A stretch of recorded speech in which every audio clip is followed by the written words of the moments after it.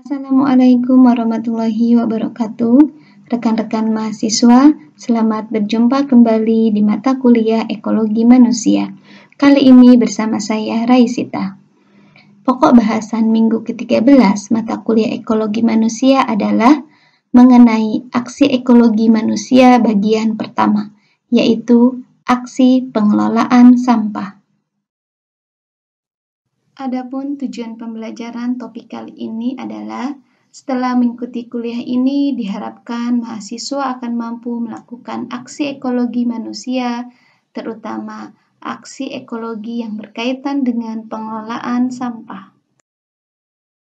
Struktur penyajian kuliah kali ini adalah: pertama, memahami masalah sampah di Indonesia; kedua, memahami permasalahan global sampah dan plastik di laut; ketiga, memahami dampak negatif sampah dan plastik di laut; keempat, memahami aksi pengelolaan sampah; dan yang terakhir, memahami kendala pengelolaan sampah. Apa pendapat teman-teman melihat gambar ini? Prihatin? Sedih? Gemas? Bertanya-tanya, di manakah itu? Atau mungkin memiliki kesan biasa saja karena pemandangan seperti ini sudah sering kita temukan di mana-mana. Penanganan sampah di Indonesia memang telah menjadi isu yang cukup krusial. Dampak dari tidak tertanganinya sampah dengan baik memiliki efek negatif terhadap sektor pariwisata yang sebenarnya berkontribusi besar terhadap penyerapan tenaga kerja dan PDB. Tentu selain dampaknya terhadap kesehatan masyarakat. Sampah yang tidak tertangani dengan baik di daratan telah menjadi sumber polutan yang sangat besar terhadap laut. Saat ini diperkirakan 80% dari sampah yang ditemukan di laut berasal dari darat. Sampah tersebut akan termakan oleh plankton, ikan, dan biota laut lainnya, yang akan berdampak buruk jika biota laut tersebut kemudian dikonsumsi oleh manusia. Dalam hal ini, pemerintah dan gerakan masyarakat peduli lingkungan terus berupaya melakukan pengendalian sampah, di antaranya melakukan kampanye peningkatan kesadaran terhadap bahaya sampah, pengurangan polusi sampah, serta penguatan mekanisme kelembagaan. Ketika berbicara mengenai persoalan sampah, maka kita perlu memahami karakteristik dari sampah itu sendiri, sehingga kita mengetahui apa yang bisa dilakukan untuk menangani sampah-sampah tersebut. Sampah adalah semua limbah yang dihasilkan oleh aktivitas manusia. Biasanya padat dan dibuang karena tidak berguna lagi atau tidak diinginkan lagi. Jenis sampah itu sendiri beragam. Tentu yang sudah sangat familiar adalah ketiga jenis sampah ini, yaitu sampah organik, sampah anorganik, dan sampah beracun. Ketiga jenis sampah ini bisa diklasifikasikan lagi menjadi lebih spesifik. Semakin banyak jenisnya, semakin spesifik karakternya, sehingga memudahkan untuk dilakukan pengolahan. Oleh karena itu, hal pertama yang harus dilakukan dalam pengelolaan sampah adalah pemilahan sampah, karena penanganan sampah, misal dengan mendaur ulang, itu biasanya dilakukan terhadap jenis sampah tertentu yang spesifik yang tidak boleh tercampur oleh jenis sampah lainnya. Itulah mengapa pemilahan sampah sedari awal menjadi penting dilakukan untuk penanganan sampah selanjutnya. Sampah yang tidak dilakukan pemilahan akan bertumpuk dan menjadi lebih sulit ditangani. Mari kita lihat permasalahan global sampah dan plastik di laut. Mengapa sampah plastik yang dibahas? Plastik adalah sebuah senyawa atau polimer yang unsur utamanya adalah hidrogen dan karbon. Bahan dasar plastik didapatkan dari hasil olahan minyak bumi dan gas bumi yang diproduksi oleh industri petrokimia. Plastik mudah didapatkan di mana saja. Karakteristiknya yang praktis, murah dan mudah didapat, kemudian tahan air, tidak mudah pecah, ringan dan lentur, membuat orang memilih menggunakan plastik untuk beragam keperluan dibandingkan menggunakan bahan dari material lainnya.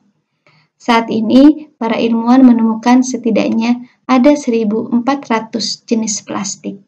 Sayangnya, plastik itu sendiri sulit terurai, memerlukan waktu ratusan tahun untuk bisa terurai, sehingga perlu penanganan khusus agar sampah plastik tidak terbuang begitu saja dan mencemari lingkungan, serta membahayakan kesehatan masyarakat akibat plastik yang terpapar sinar matahari.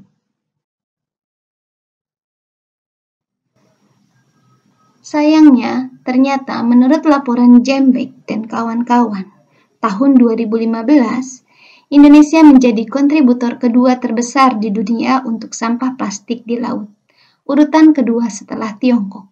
Jumlah sampah plastik yang dihasilkan mencapai 0,48 juta hingga 1,29 juta ton per tahun. Dan 80% dari sampah plastik yang ada di laut tersebut berasal dari darat, yang itu bisa jadi salah satunya mungkin berasal dari hasil produksi sampah di rumah kita sendiri. Berikut adalah komposisi sampah di wilayah laut Indonesia. Sebanyak 31% merupakan sampah plastik dan 21% adalah sampah diapers, yang juga komposisinya adalah plastik. Biasanya plastik berjenis polietilen. Sementara 44% merupakan sampah organik yang bisa jadi sebagiannya adalah ikan atau biota-biota laut lainnya yang mati dan membusuk akibat teracuni sampah plastik itu sendiri. Kita lihat hasil penelitian Universitas Hasanuddin beserta UC Davis tahun 2015 terkait dengan kandungan plastik pada ikan dan biota laut lainnya.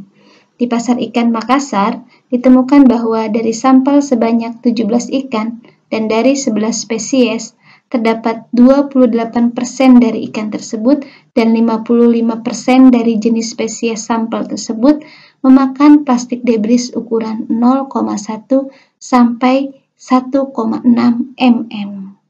Tidak beda jauh dengan apa yang ditemukan di Pasar Ikan California, sebanyak 25% ikan dan 67 spesies yang menjadi sampel telah teracuni debris ukuran 0,3 sampai 5,9 mm. Sampah-sampah yang berada di wilayah laut Indonesia bisa jadi bukan hanya berasal dari Indonesia saja, namun melihat pola arus laut yang melewati Indonesia memungkinkan masuknya sampah yang bersumber dari negara lain. Lalu, apa dampak negatif sampah dan plastik di laut? Kekayaan alam Indonesia menjadikan Indonesia memiliki potensi wisata alam yang cukup besar, yang semestinya mampu menarik wisatawan lokal maupun wisatawan asing.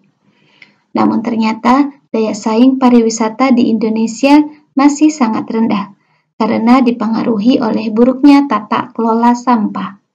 Dalam aspek kesehatan dan higienitas misalnya, Indonesia menempati urutan ke-109. Lebih rendah lagi dalam aspek keberlanjutan lingkungan, Indonesia juga berada di urutan paling bawah, yaitu urutan 134. Sektor pariwisata sesungguhnya memiliki kontribusi yang besar terhadap perekonomian di Indonesia. Berikut adalah data mengenai kontribusi sektor pariwisata terhadap perekonomian. Pada tahun 2014, sektor pariwisata dan perjalanan memiliki kontribusi ketiga terbesar terhadap PDB, dengan jumlah kontribusi pekerja sebanyak 9,8 juta orang.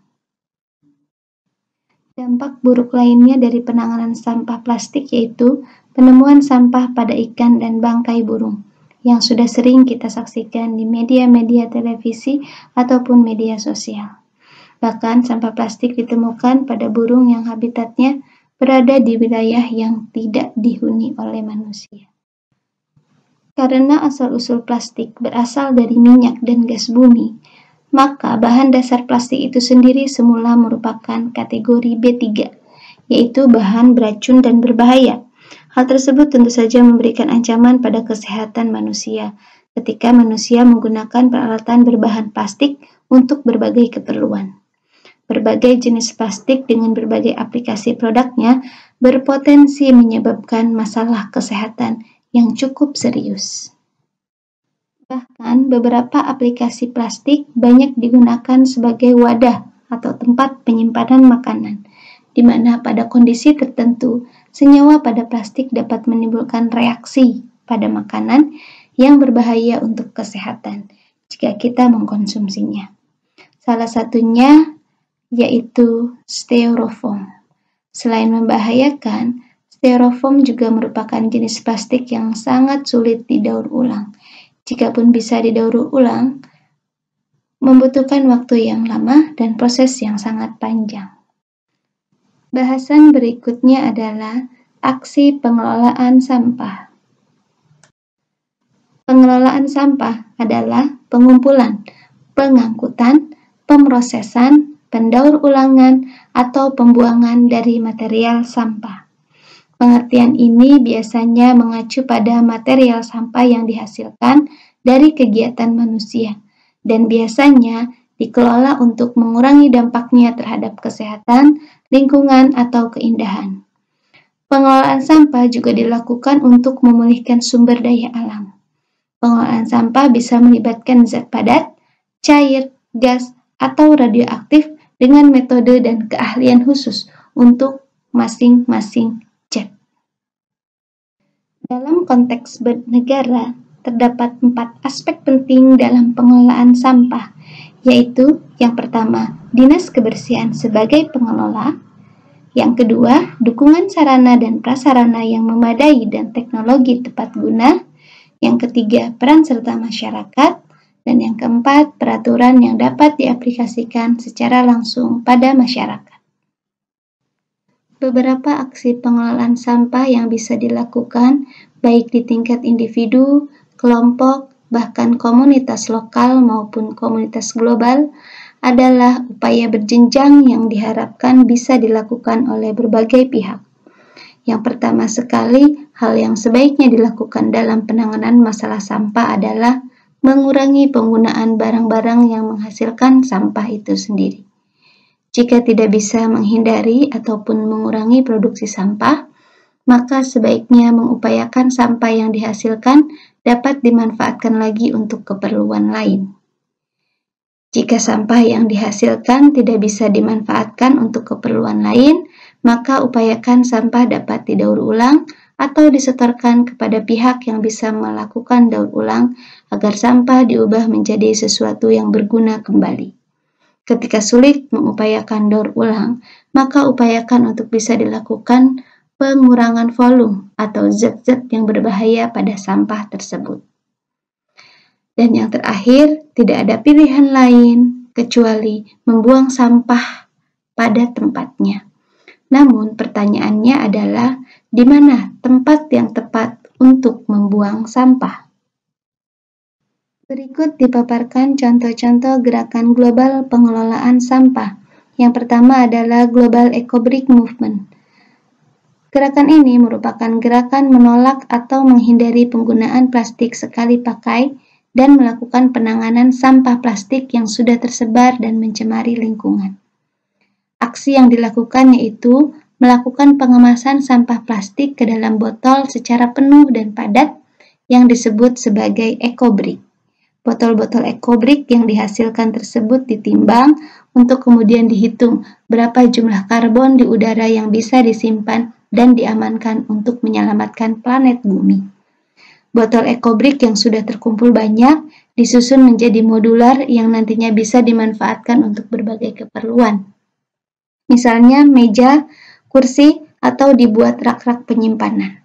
Salah satu prinsip gerakan ini adalah menghindarkan plastik dari paparan sinar matahari langsung dan mencegah plastik terbuang ke sungai. Contoh kedua adalah Global Break Free from Plastic Movement, yang juga bersuara lantang untuk menolak plastik. Terutama suara tersebut ditujukan kepada perusahaan multinasional yang banyak menghasilkan plastik untuk kemasan produk yang mereka hasilkan. Aksi mereka berupa mengumpulkan dan menghitung jumlah sampah plastik yang dihasilkan oleh perusahaan yang mereka sebut sebagai gerakan brand audit. Lebih lengkapnya bisa dipelajari di situs www.breakfreefromplastic.org. Contoh lain aksi pengelolaan sampah adalah aksi pengelolaan sampah berbasis perusahaan. Banyak perusahaan didirikan sebagai respon atas permasalahan sampah di lingkungan. Salah satunya adalah PT GOL atau Perusahaan Guna Olah Limbah yang mengandalkan teknologi tinggi berbasis riset untuk mendaur ulang sampah. Salah satu sampah yang didaur ulang oleh perusahaan ini adalah sampah popok sekali pakai yang diolah menjadi bahan material lain yang bisa dimanfaatkan kembali. Contoh lainnya yaitu pengelolaan sampah berbasis e-commerce yang kini sudah banyak didirikan. Layanan e-commerce ini umumnya menyediakan berbagai produk kebutuhan harian yang terbebas dari bahan plastik. Kemudian ada juga perusahaan penghasil alternatif plastik, yaitu Avani Eco, produsen penghasil kantong kemasan biodegradable dan juga penyedia produk kebutuhan sehari-hari dari bahan-bahan yang sepenuhnya bisa terurai. Kemudian, contoh aksi yang familiar bagi kita yang umumnya sering kita temukan di level komunitas atau di level lokal adalah pertama, aksi pengelolaan sampah organik untuk dijadikan kompos, dan yang kedua, aksi berupa kelembagaan bank sampah. Kedua aksi pengelolaan sampah ini juga merupakan aksi yang didorong atau digerakkan oleh pemerintah guna mengatasi permasalahan sampah secara nasional. Bank sampah dan pengelolaan sampah organik diatur sedemikian rupa di dalam undang-undang hingga ke peraturan setingkat menteri untuk memberikan pedoman dalam pelaksanaannya di masyarakat. Di beberapa tempat, kegiatan bank sampah misalnya sudah berdampak kepada lingkungan yang bersih dan asri. Kegiatan bank sampah dimulai dengan melakukan pemilahan sampah di tingkat rumah tangga yang kemudian hasil pemilahannya disetorkan kepada bank sampah untuk ditukar dengan rupiah. Sampah-sampah yang sudah dipilah tersebut diproses lebih lanjut untuk didaur ulang. Kemudian, ini adalah contoh kreativitas yang dihasilkan dalam proses daur ulang sampah. Rupanya, sampah styrofoam yang sulit didaur ulang dan membahayakan kesehatan tersebut oleh Pak Surani bisa diolah menjadi batu bata dan clay yang dimanfaatkan sebagai bahan bangunan.